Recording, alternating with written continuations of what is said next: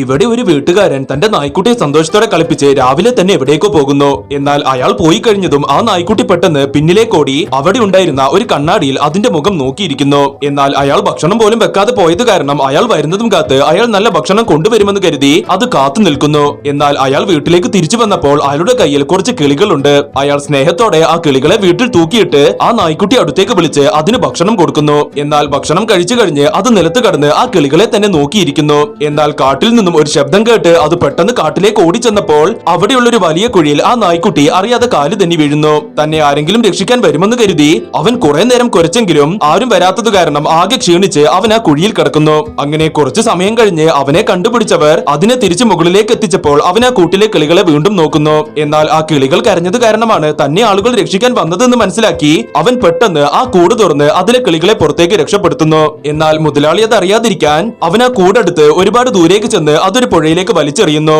അത് കഴിഞ്ഞ് ഒന്നും അറിയാത്തതുപോലെ അവൻ വീട്ടുമുറ്റത്ത് അവന്റെ മുതലാളിയെ കാത്തു നിൽക്കുന്നു.